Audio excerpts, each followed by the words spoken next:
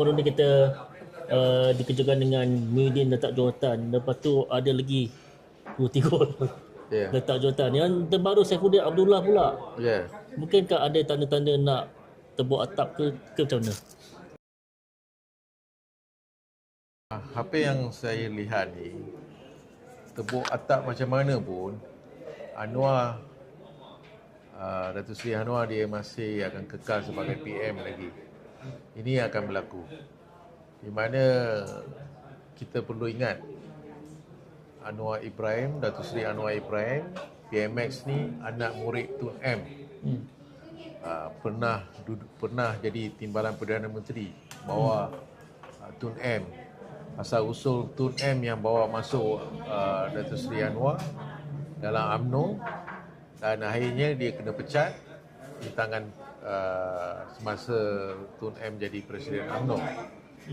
Jadi dalam perkara ini kita lihat kekuatan Datuk Seri Anwar ni, kita lihat ramai dah cuba berbagai sudut untuk nak menjatuhkan Datuk Seri Anwar ni. Tapi saya yakin dan apa yang saya terima maklumat, saya percaya sangat di mana kemungkinan besar beliau akan kekal lagi sebagai Perdana Menteri pada masa akan datang. Penggal yang kedua lagi akan kekal. Ini yang sedang berlaku dalam negara ini.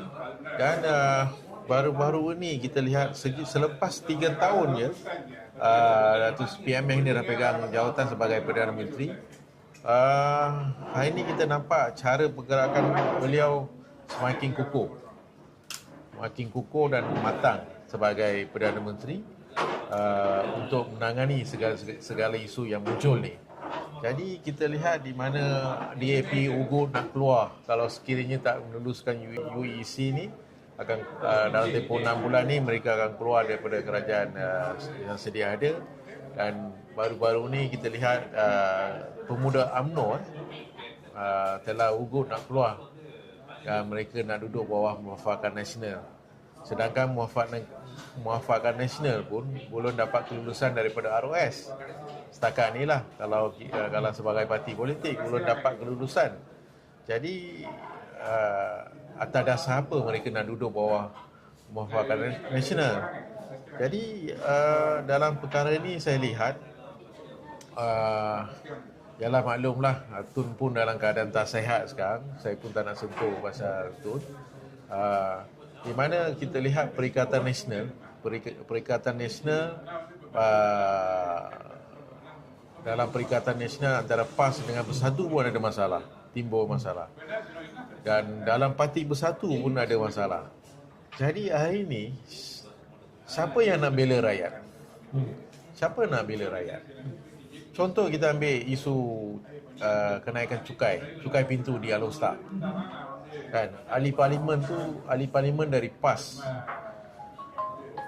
Kita perlu ingat, rakyat memilih kita jadi ahli parlimen ataupun wakil rakyat ataupun jadi MB untuk apa? Bela rakyat. Hari ini kerajaan negeri, contoh negeri Kedah ni, Sanusi ni dari segi politik okey, dari segi nak berjana ekonomi, nak memajukan negeri itu memang gagal lah. Jadi disebabkan kerajaan negeri gagal menjana ekonomi untuk kewangan negeri Kedah, mereka terpaksa naikkan cukai pintu dan sebagainya untuk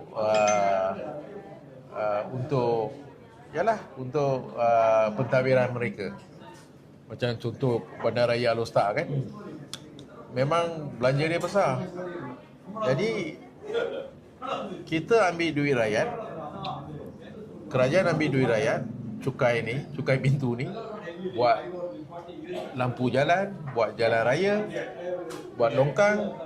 Dan apa fungsi ahli parlimen ataupun wakil rakyat? Kita mengundi wakil rakyat, ahli parlimen. Jadi kita pula kena keluar duit lebih untuk buat jalan, lampu dan longkang dan sebagainya. Ini salah satu contoh lah saya beritahu. Jadi dalam perkara ini kita lihat PAS pun ada segelintir pemimpin yang mampu memajukan negeri, tapi Sanusi memang gagal. Dari segi politik boleh berjaya, tapi dari segi ekonomi memang gagal.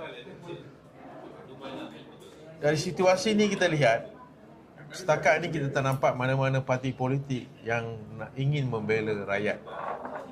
Dari segi banyak isu lah dalam negara ini. Kebanyakannya terpaksa NGO yang menangani isu-isu rakyat. Tak kira isu apalah, NGO yang terpaksa turun padam menghadap selesaikan masalah. Bila pergi kat orang politik pula sibuk dengan nak jadi PM. Semua nak jadi PM. Ini yang berlaku dalam negara ni. Sekiranya isu ni masih berlarutan, saya masih ingat lagi tahun 2016 saya pernah keluar kenyataan dalam Bernama TV secara langsung, di mana saya pernah kata 2018 akan berlaku pergaduhan politik.